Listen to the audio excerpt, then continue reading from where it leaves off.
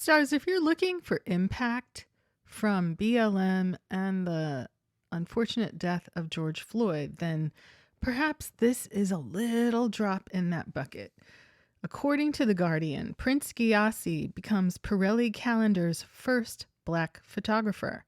Naomi Campbell, Idris Elba, and Amanda Gorman among those photographed by Ghanaian artist for firm's exclusive annual calendar. And this calendar is like a hot ticket. It's always like the top stars and starlets. It's gorgeous. It's an art calendar. It's not like, you know how when you're at the mechanic, there's always these random calendars. Oh no, baby. This is the luxury annual calendar. I've never actually seen a physical copy of it, but this year I definitely want one. The annual Pirelli calendar has been shot by a black photographer for the first time since its launch in 1964.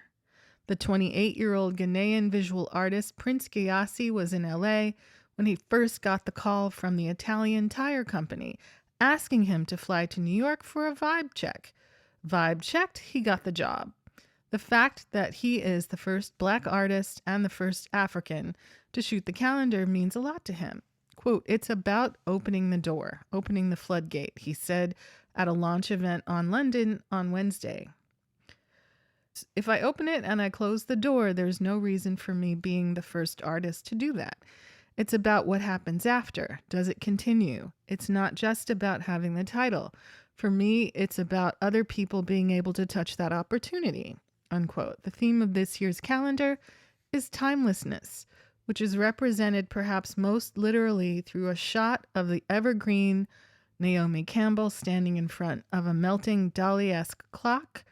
Other names that Gyasi chose to shoot included the actor Idris Elba, the singer and actor Tiana Taylor, the footballer Marcel Desailly, I guess he does soccer, the painter Amoako Boafo, and King Otumfuo Osei Tutu II of Ghana. Okay. Amanda Gorman, the youngest inaugural poet in U.S. history, is also featured. She is up a ladder writing equations on a blackboard, next to which stands Margot Lee Shetterly, the author of Hidden Figures, the untold story of the African American women who helped win the space race. The photo, says Gorman, is directly acknowledging that I stand on the shoulder of so many other people. It says that I was able to rise to where I am today because of people like her, unquote. The actor Angela Bassett is photographed in front of a huge door. Quote, "I think it's glorious," she says of her portrait. "This is by far the most beautiful shot and set that I've been part of. This is exciting. A young man from Africa. He's at the beginning of his career. He's already a visionary. That adds to what makes it so special." Pirelli in recent times has embarked on a rebranding that has been nothing short of a total overhaul. It began with the famous photographer Annie Leibovitz being invited to shoot the 2016 edition, which featured pictures of clothed sheroes such as Yoko Ono and Serena Williams. For 2017, an unretouched Dame Helen Mirren was December, a shot wrapped in a blanket, and a similarly unretouched Uma Thurman wore a polo neck. The 2018 calendar featured an all-black group of models, activists, and actors shot by Tim Walker.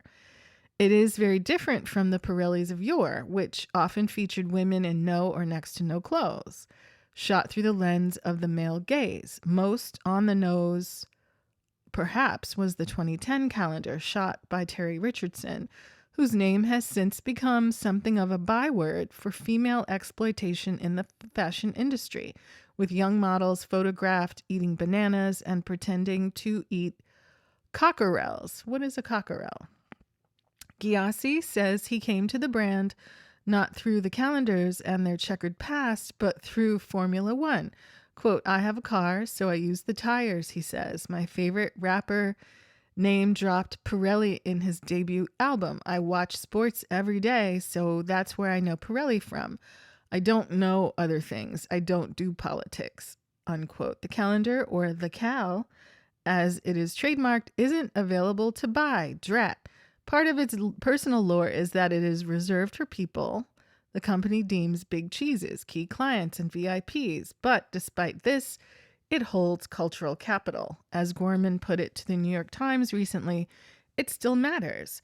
Speaking in London yesterday, she explained further, in a world that is still incredibly digital and visual and imagery based, being able to create images and representations of people is still such a cultural power to have, regardless if it's a tire company, a social media influencer, or a poet.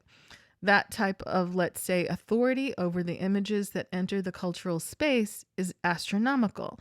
And so the idea that this institution is creating a calendar where the gaze is African and where the talent is African or Black, I think that matters and shows our image matters and shows our lives matter.